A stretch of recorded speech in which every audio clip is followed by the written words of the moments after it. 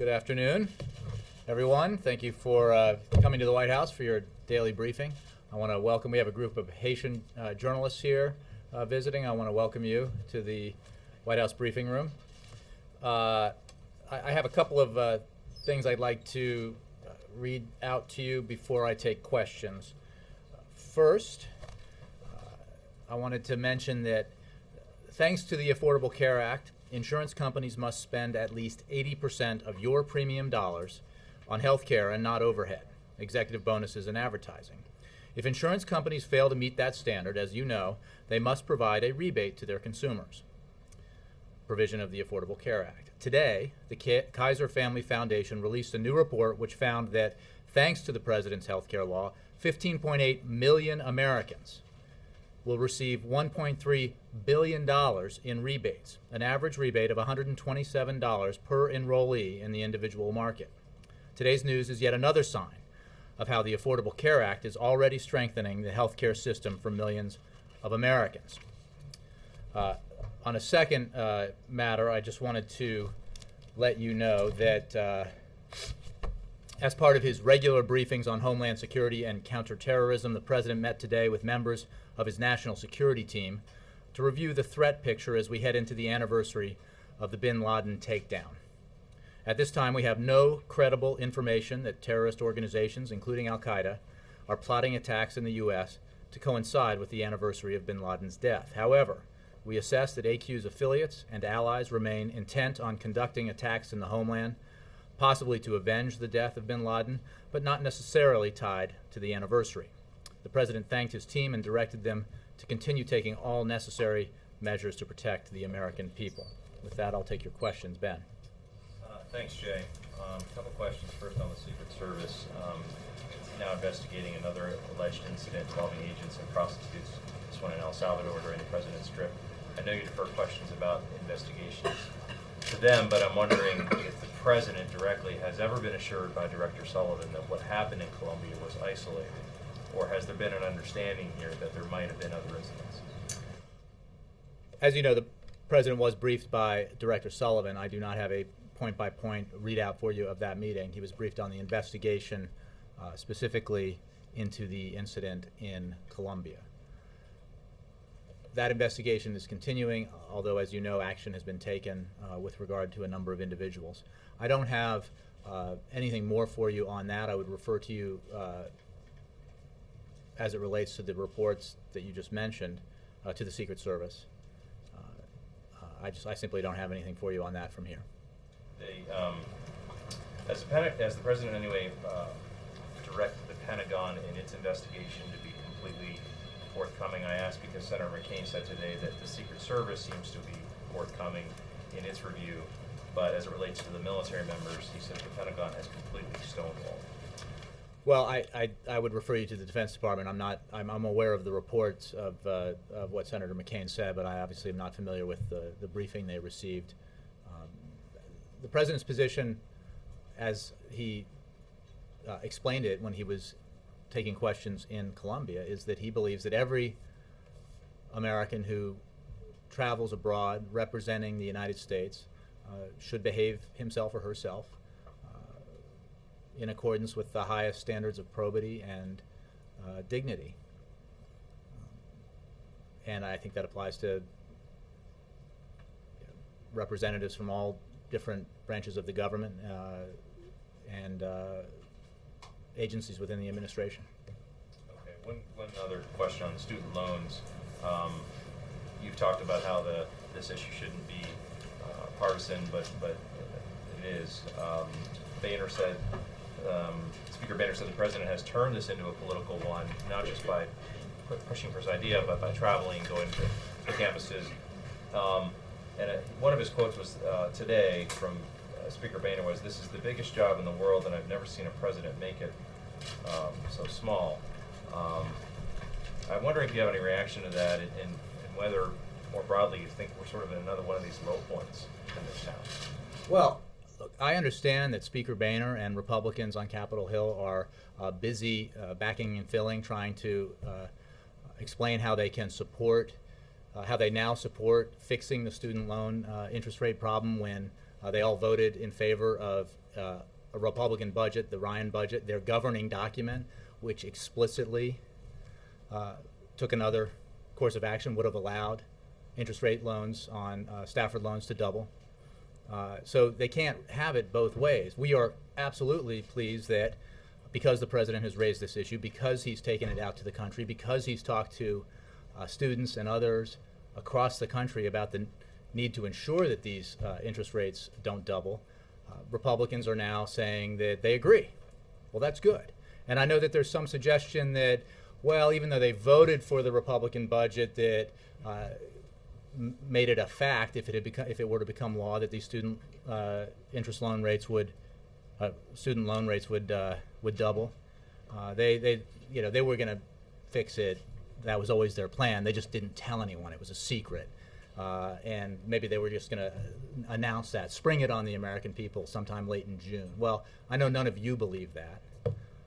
And in fact, there was a vote in a committee on this issue during the deliberations over the Republican budget, where a Democrat on the committee offered an amendment that would have fixed this problem, ensured that the lower interest rates continued beyond July 1st. Republicans voted unanimously against that. So we know what their position was. We are glad they changed it. And they changed it in large part because the president took his argument out to the country, and they felt that pressure. The American people understand, in a way I guess that the speaker doesn't, that education is an essential element of the American economy. Making sure that our kids get a quality education is elemental not just to their individual futures, but to the future of the American economy. That's why it's so important. That's why the president's out there pushing this issue, and that's why he is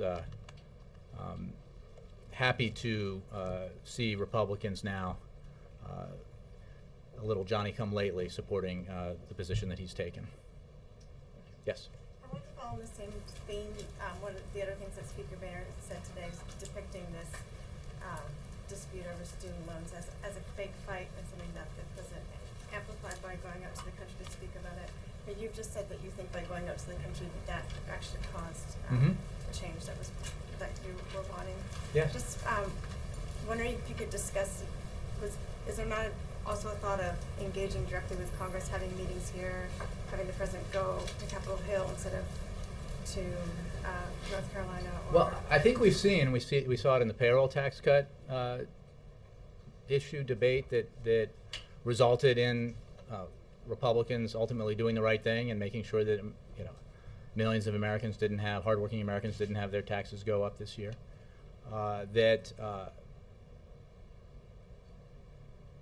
When the American public is behind an idea,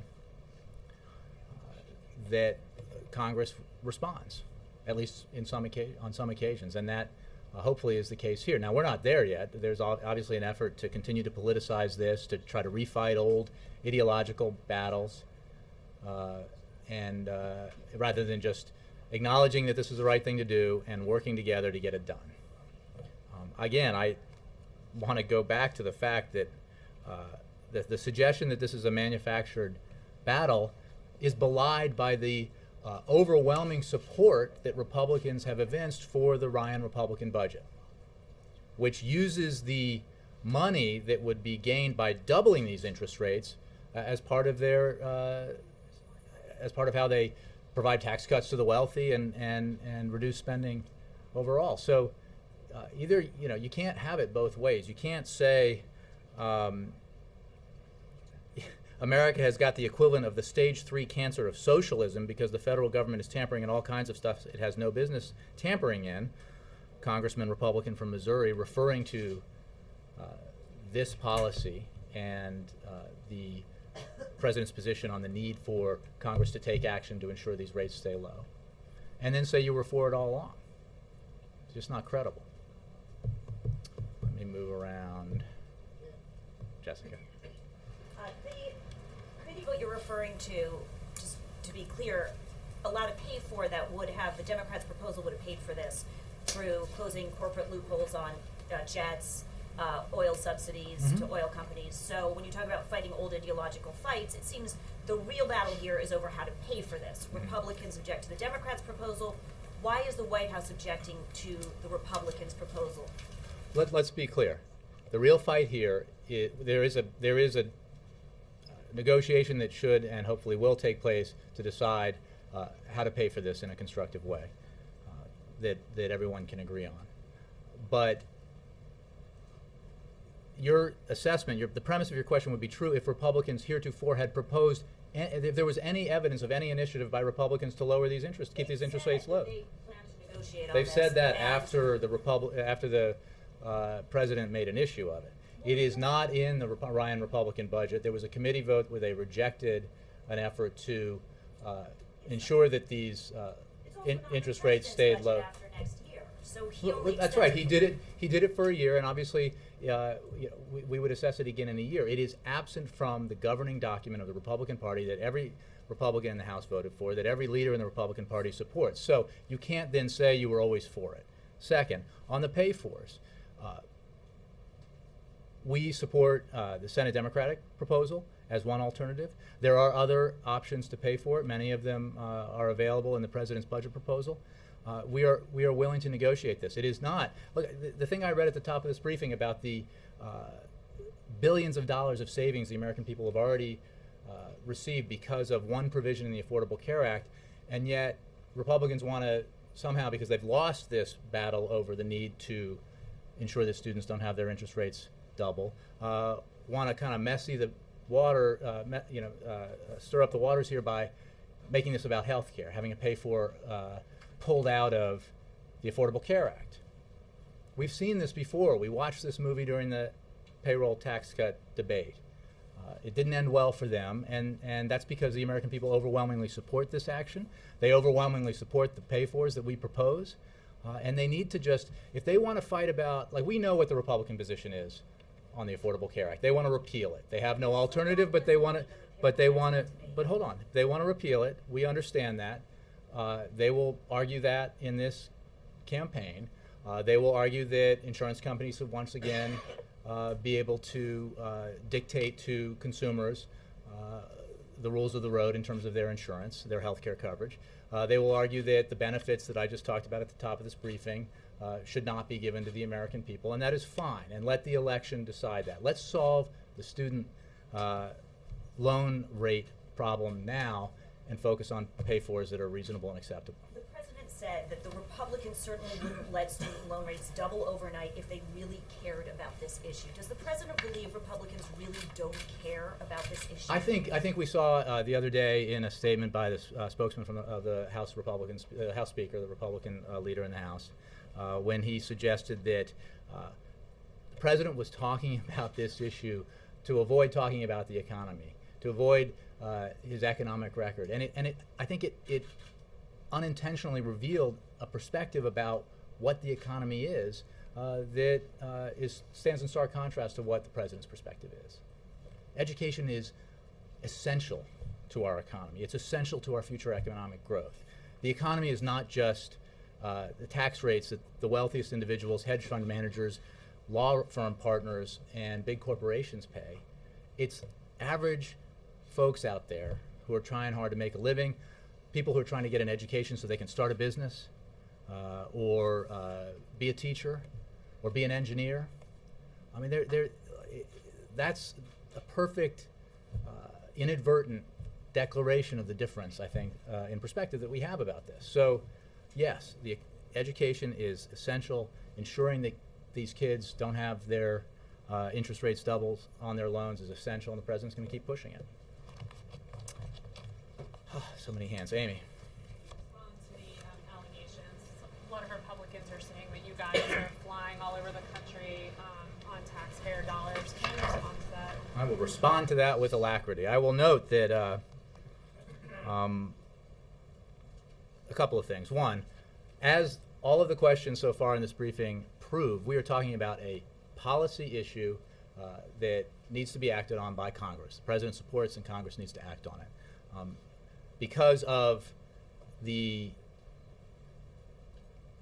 efforts by the president to go out in the country to talk about this, to raise awareness about this looming deadline and the potential for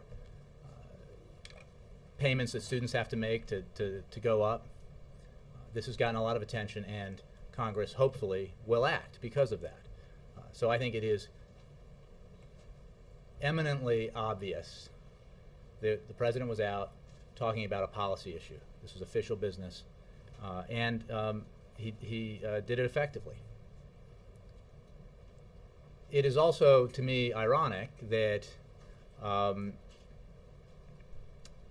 the arguments about this come from people who know that we assiduously follow all the rules in terms of the delineations between campaign travel and official travel, just as our predecessor did.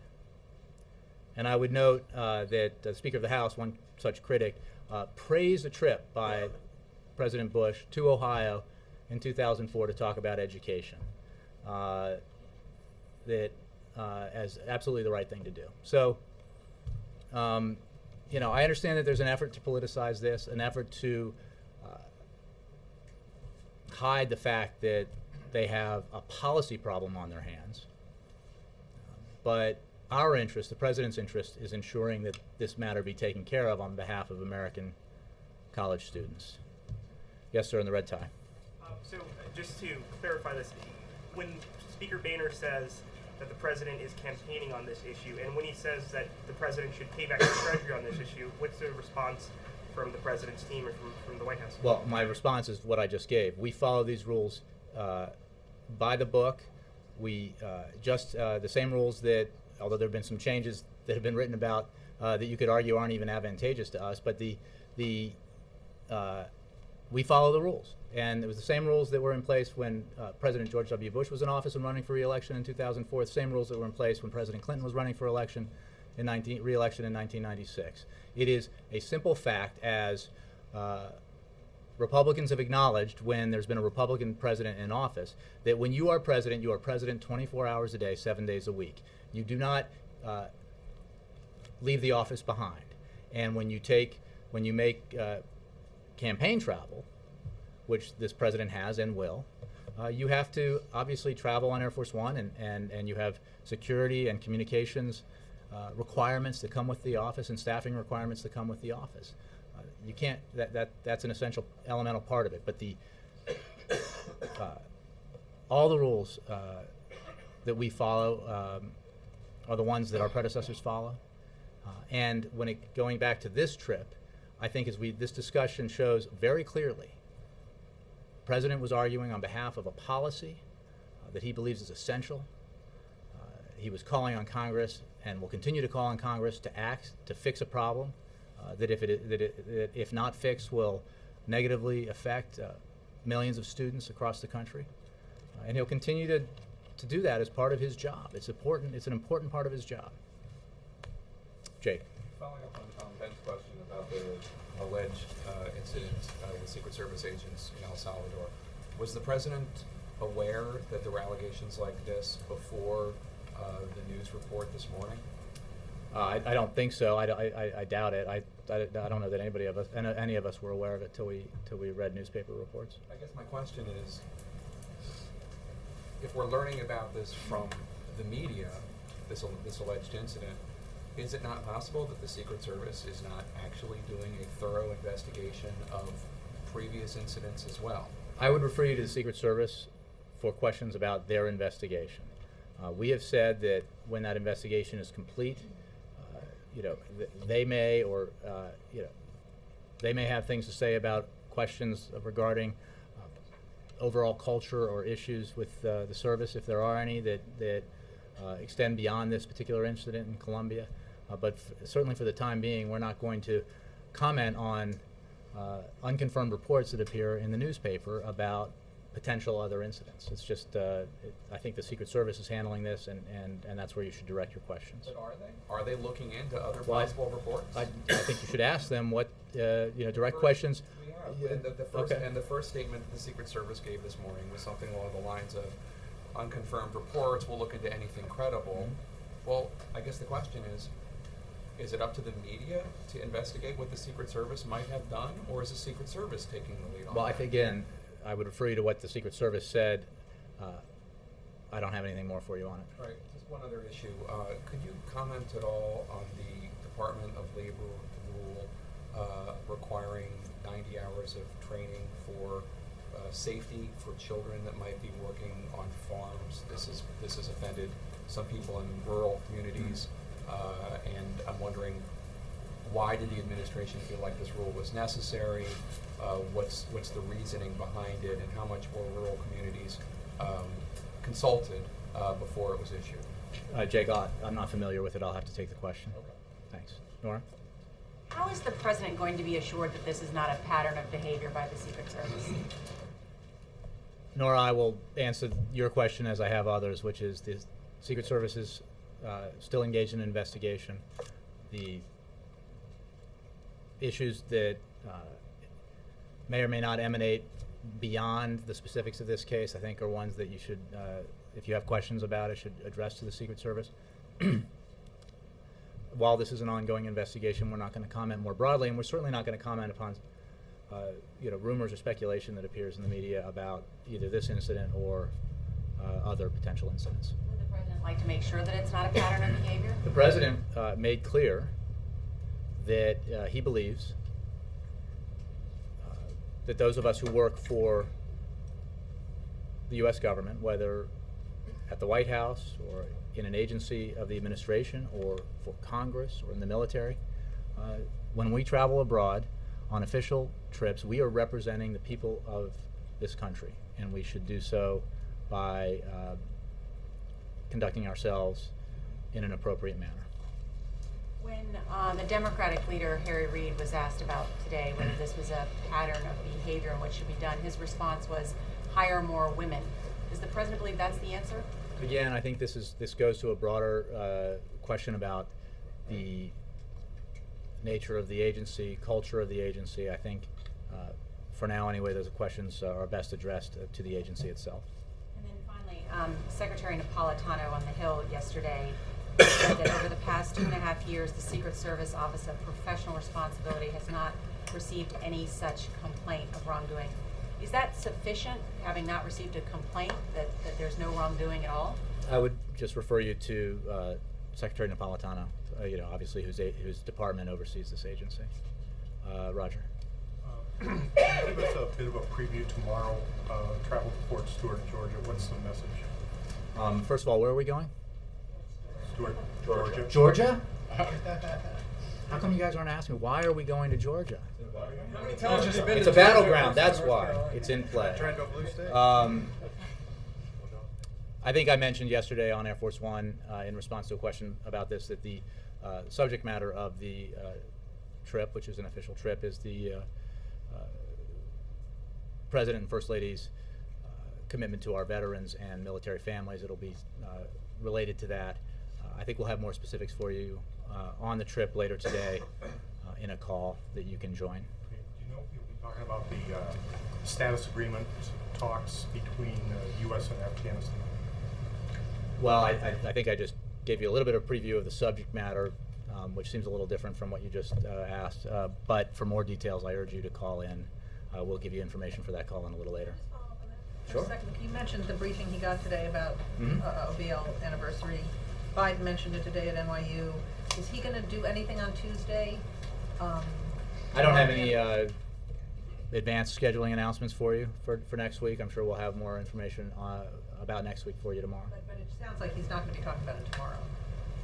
Again, we'll have more information about tomorrow's trip. I did, perhaps a little prematurely, show a little ankle on the subject matter yesterday, so I'm confirming what I said yesterday, that it'll be related to veterans and military family issues, but beyond that, we'll have more information for you later. On that same thing, is there any discomfort at the White House about politicizing the decisions and everything else that surrounded the takedown of bin Laden?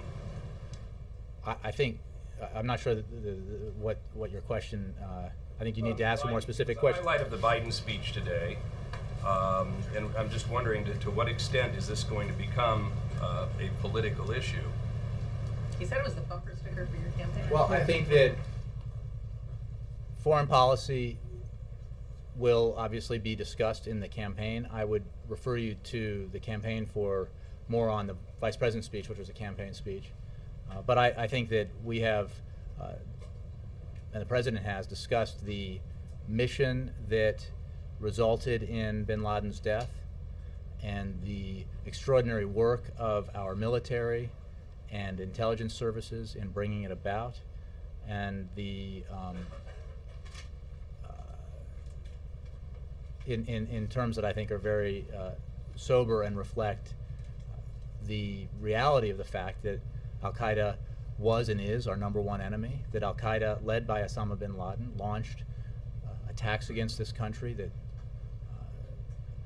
took thousands of lives, and that fight continues to this day. So it's a part of his foreign policy record, obviously, but it's also part of a very serious endeavor to keep our country safe. So how do you strike a balance between all of what you just said and taking it out on... I think the way that we've handled it represents exactly the balance you need to strike. I'll go to Ed. Jay, an EPA official has apologized now for what he says was a poor choice of words when he said in 2010 his philosophy on oil and gas enforcement was to be like the Romans and find the first 5 guys and crucify them. Now, the person has apologized, as I said.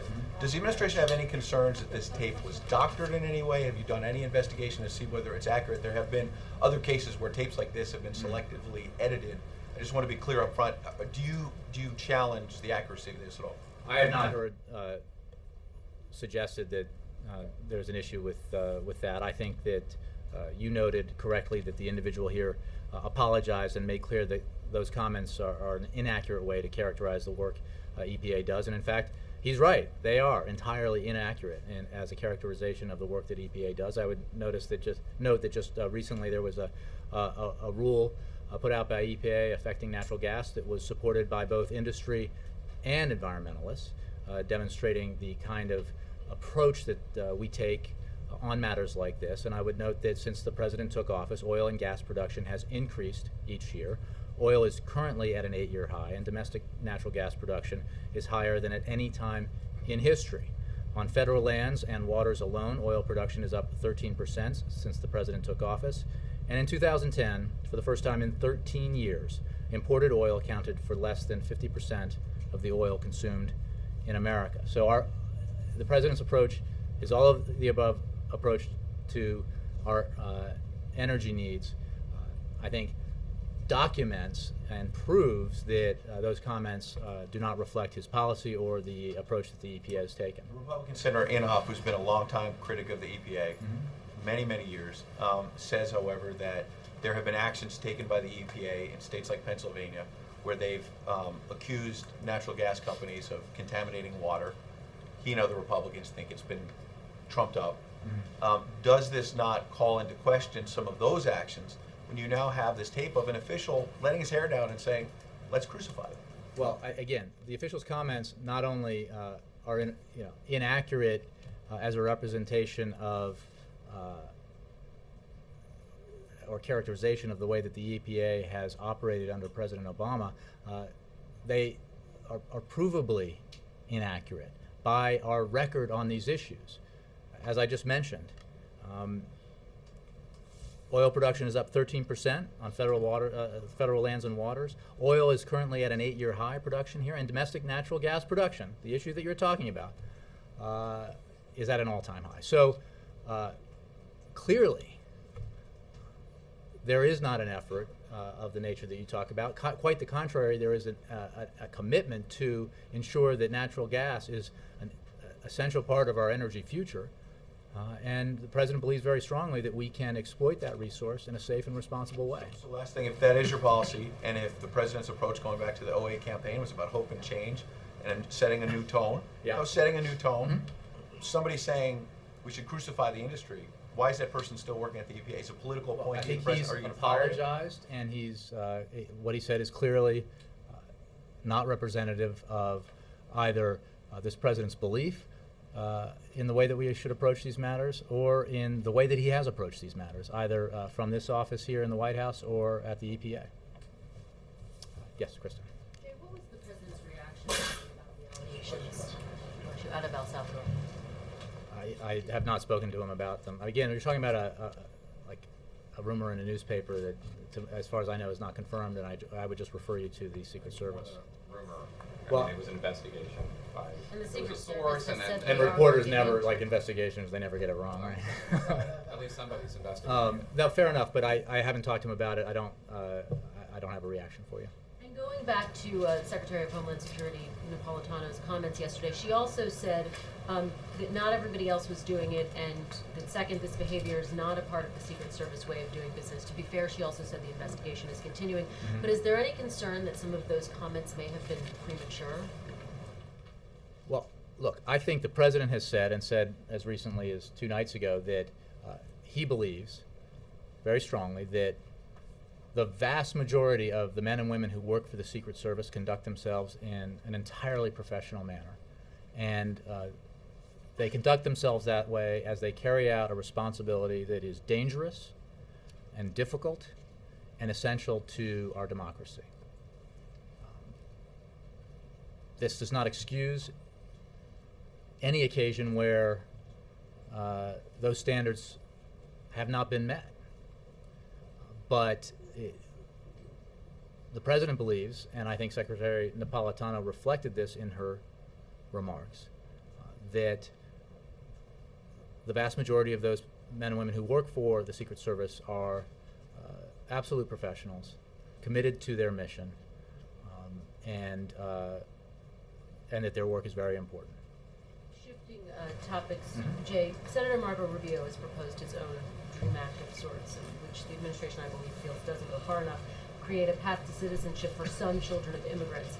Has the president reviewed this plan? I think that's actually not a quite accurate representation of his loose proposal, which is not in legislative form. But in terms of the path to citizenship, has the president, have you? I don't think it's ever been presented, to my knowledge. But the let's go back to what we're talking about here. The president has repeatedly made clear that he is a strong proponent of comprehensive immigration reform in order to restore accountability and responsibility to a badly broken immigration system, which is something that's vitally important to building an economy that has the foundation for necessary so that America can compete and win in the 21st century. And that position includes his very strong support for the DREAM Act. And it's important to remember that the only reason the DREAM Act is not law right now, the only reason that comprehensive immigration reform is not law right now, is because Republicans have consistently demagogued the issue and blocked action in Congress. Now, if Republicans are ready to recognize that we can work together on this issue, and if they want to start with the DREAM Act and give young people who have been raised as Americans a path to citizenship so they can serve in our military, put their talent to work in our schools, work in our labs, and start businesses, then we should do that. And let's give them a rigorous and thorough process to get right with the law, but one that provides a pathway to citizenship. And I think this is an issue here. That's what makes sense, and the president is ready to sign into law such a bill tomorrow.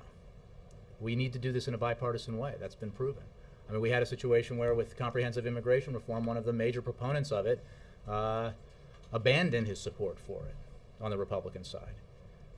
So the president's willing to work with any member of Congress who's willing to work constructively on this issue, and he's going to continue to fight for this much-needed reform.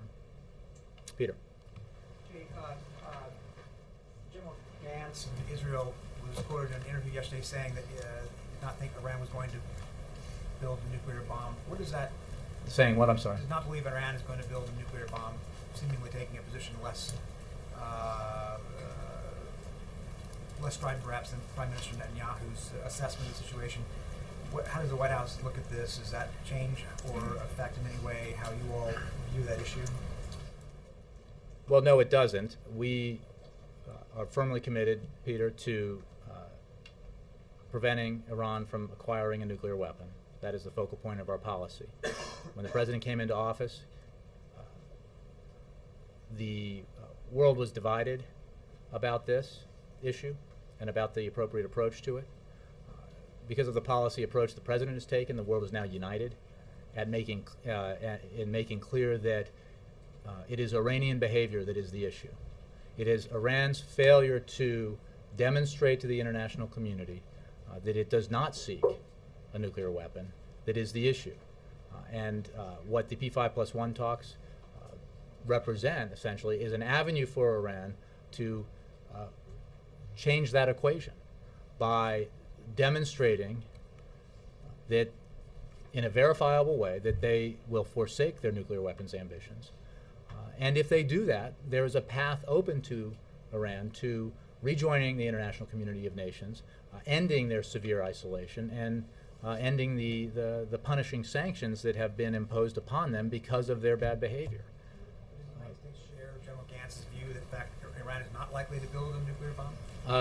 Look, I think we've discussed various assessments by this administration or this U.S. government on Iran's programs and intentions.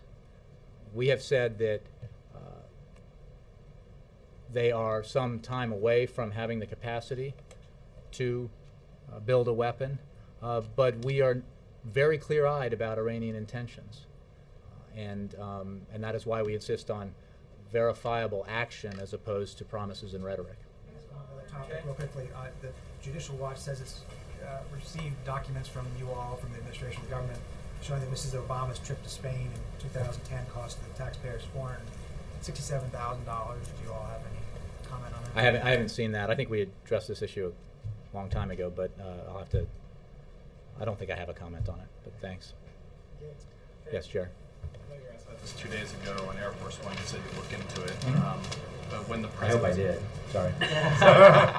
I sometimes forget. When the president, or if the president is briefed on the Beaujolais scandal that's been going on in China. Look, I think I want to make clear a couple of things about this. One is this is obviously something that's in the press, and I'm sure that he is aware of it through that. He gets briefed regularly on both things that aren't in the press as well as things that are matters of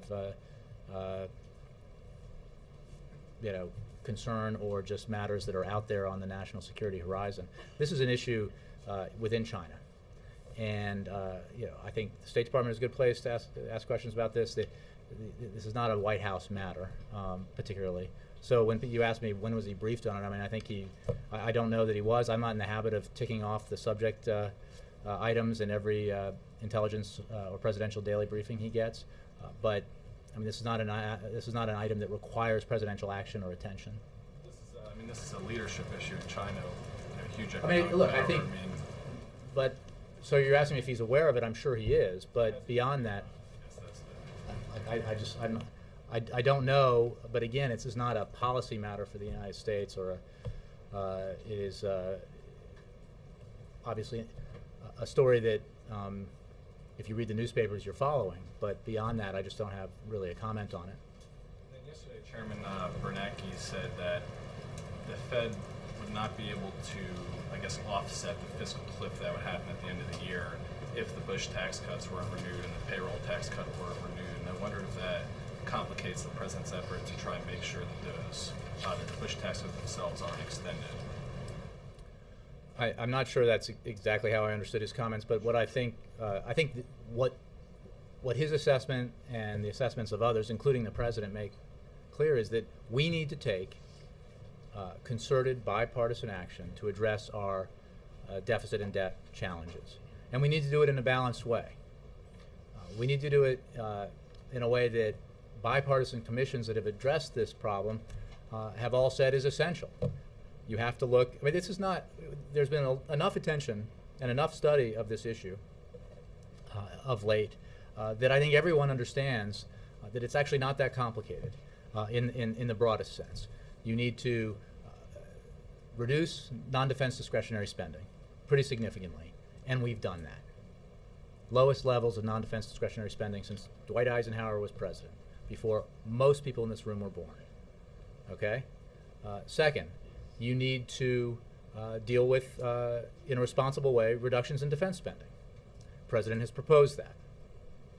You need to deal with reform of entitlement programs in a way that ensures that the essential benefits and guarantees represented by Medicare and Social Security remain available to future generations of Americans, but that reform those programs so that they retain their solvency going forward. The President has proposed that. And you need to, as a matter of essential balance, so that you don't have to gut everything else, you need to increase revenues. You need to look at tax expenditures, and the President has proposed exactly that. The one missing element in all of this has been, in embracing that comprehensive, balanced approach, has been Republicans, by and large, elected Republicans. Republicans out in the country support it. Republicans who used to be elected but are retired now support it. Republican statesmen support it, but members of the House in particular, but also the Senate, don't. And I think that is severely at odds with American public opinion, and it's severely at odds with common sense policy. So that's our position. Wow. Voice of America. More foreign policy, please. Thank you. Always enlightening. Go back to your statement about the assessment of continuing intent by al-Qaeda affiliates and ask you about Yemen. Mm-hmm. We've seen an escalating conflict there between government troops and al-Qaeda forces. We've seen a lot of deaths and wounded there. FBI director was there the other day. What should Americans think about that situation at this point? Should they think it's improving in terms of the well, we remain very focused on supporting a peaceful transition, political transition in Yemen, and we will continue to stand by the Yemeni people as they take steps to realize a more secure, prosperous, and democratic future. It is obviously a very important place, and we have made that clear with regards to our national security. Our approach to Yemen is comprehensive, and we will continue as the transition progresses to meet the needs of the Yemeni people by delivering humanitarian and economic aid, as well as providing security and counterterrorism support to combat the common threat of violent extremism. As I said earlier, which I think you made reference to, al-Qaeda, despite the successes that we have achieved in the fight against it, remains a threat to the United States. And AQAP is in particular a threat as we see it. So that's why we have the relationship that we have with Yemen in terms of our joint efforts to fight the threat of violent extremism, and that's why we'll continue to do that. Are the drone strikes Well, you know, I'm not going to comment on counterterrorism authorities or intelligence matters, but we do obviously cooperate. Yes, John Chris. According to satellite imagery being collected here in the U.S., there is unambiguous evidence that the Sudanese military are once again bombing unarmed South Sudan folks, civilians there. Do you have any comment on that? Well, I think I actually addressed this the other day, and my answer is the same today as it was then, which is that we strongly condemn that violence, assaults on the South Sudanese, and we call on all sides to refrain from taking military action. We are working very closely with our international partners on this issue and monitoring it very closely. One more. Yeah. Yes, with the camera, sure. Thank you. A few days ago, the U.S. President made a statement on the Armenian Remembrance Day in which he avoided directly characterizing what has happened to Armenians in 1915 as genocide, although that was one of his promises during the election campaign that he would do so and he would describe what happened to Armenians as genocide. So your comment on this, why this discrepancy? Well, I would point you to the statement. The President's position on this is well known, and I think the statement was fairly comprehensive. Quick follow-up. Yeah. There was a U.S. President who actually did describe the events of 1915 as genocide. That was Ronald Reagan. He did that back in 1981. In April, he was already in this building. So I wonder if the records or the institutional memory of this building has kept this file. Again, I would just point you to the President's statement and the fact that his position on this issue is well known. All the way in the back? Thanks, yeah. state today announced that she will be traveling to India next month, early next month, along with China. This was not in a trip initially. Is she carrying any message from the president on her India trip? You know, I would refer you to the State Department on that. I don't have any information on her trip. Thank you all very much. Thanks, Judge.